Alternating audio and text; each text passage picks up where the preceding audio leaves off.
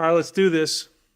Let's talk about beauty and ugliness, the beautiful and the ugly. Let's talk about the issue, and then what I'm going to do is I'm going to walk you through one specific way that I explore these issues, one technical method that over time I have explored the issues of beauty and ugliness that I think can open up a horizon of possibilities in your own work and help you develop your own unique artistic voice. Close scrutiny of what is beautiful and what is ugly is an important way to develop your voice as an artist. Last week in the episode, we spoke about the fine line between genius and stupidity. Ugliness and beauty share a kind of similar dynamic to the dynamic that was laid out in last week's video. On one hand, we have all the things that are beautiful. And on the other hand, we have all of those things that are not beautiful, that are ugly. It's common sense, right? We don't need anyone to tell us what's beautiful, nor do we need to tell us anyone to tell us those things that are ugly. We barely need to think about it, right? Beauty is easy to see. Lil Huddy, Hudson Hawk, Ethan Hudson, Hudson Yards, Tom Huddleston. What a beautiful man. Let's take a closer look at Lil Huddy.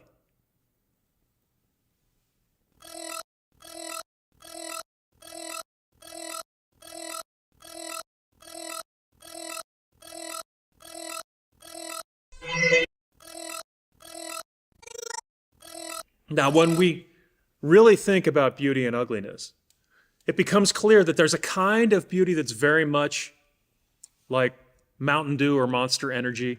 It's a kind of hyper-mediated beauty that's scrubbed of imperfection. It's thin and unsatisfying.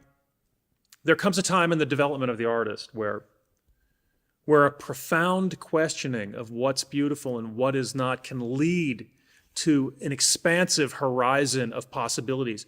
When we challenge our own aesthetic sensibility and repeatedly, purposely cultivate an uncomfortable aesthetic space, it opens the possibility of generating ideas from nothing. When we collapse our categories of beauty and ugliness, we open the possibility of creating from no thing, because we're no longer trying to conform our work to a societal model. So here what we see on the screen is the technical method or the specific method that I have used over and over. So what we see is the file browser in Adobe Illustrator, and these are the cloud files, but basically you can think of this as a digital sketchbook. And these are finished compositions, but in each of these finished compositions you'll have an artboard. This artboard tool, which I'll show you in a moment, is a way of creating iterations of each of the pieces. And so really what I'm doing here is I am cycling through the Creative Cloud, which you see here. I'm cycling through the Creative Cloud file browser and simply selecting files that were either failed compositions or that were awkward in some way, and selecting them nearly randomly. And then what I would do is I would open Illustrator, and I will comb through trying to find awkward moments within these compositions. And you can see here, this is the tool that I'm referring to, which is the pasteboard tool. By holding down the Option key, you can duplicate your pasteboards and create iterations. So on the screen, what we'll see variation A of a piece, variation B of a piece, variation C of a piece, variation D of a piece. But really in this entire process, the key component of this process is that what I'm attempting to do, again, is I'm attempting to find moments of visual interest and beauty, but that are typified primarily by an awkwardness, by something that feels wrong to me, not something that feels right. And I am literally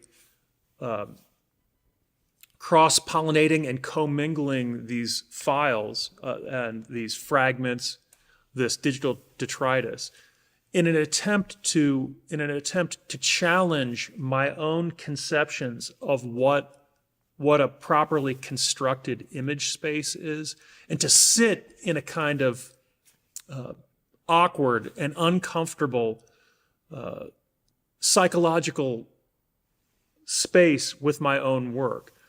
And so repeatedly I am moving back and forth between these different between the different files and between effectively what's a kind of digital sketchbook in order to create these things. Now, this drawing of Lil Huddy was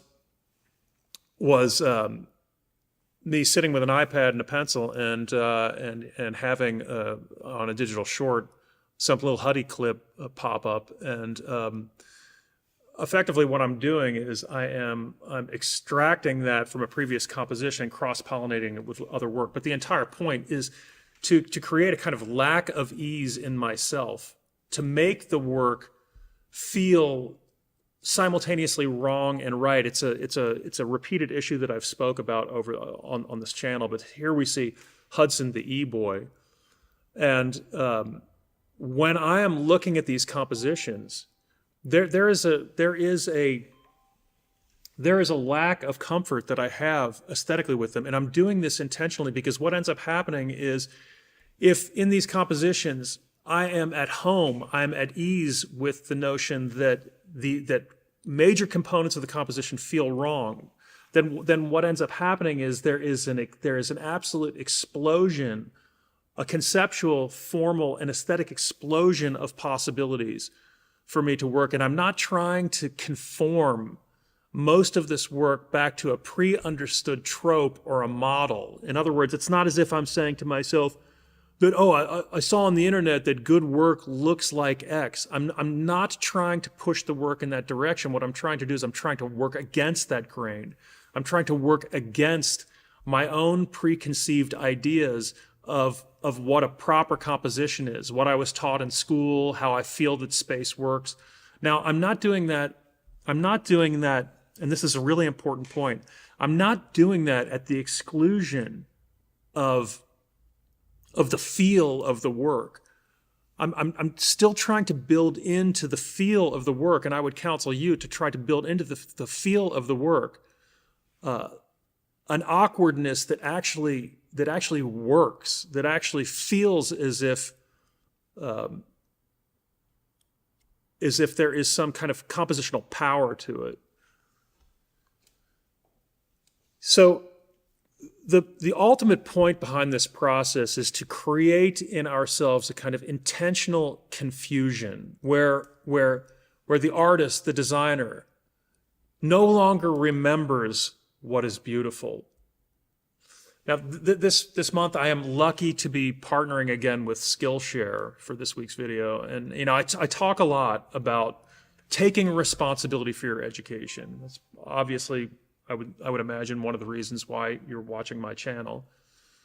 And I genuinely think that regardless of whether you're in school or whether you're on your own independently, that you have to take charge of your own education. I think that Skillshare is a killer resource for that. The best part is that there's zero risk to you. So if you click on the link in the bio, the first 500 people can try Skillshare for 30 days for free. So there's literally zero risk to this. Now, in the last couple of episodes of mine, much of my work has been screen prints. Now, if you're struggling to learn the fundamentals, or if you're interested in the processes that I've been using, I would recommend this screen printing fundamentals class led by Eric Romanchin. It's a great way, I think, to get up to speed on a lot of the fundamentals that you've seen across my channel. Skillshare is kind of incredible in that they have such a wide array of training. That they have classes in photography, graphic design, music, cooking, business, marketing.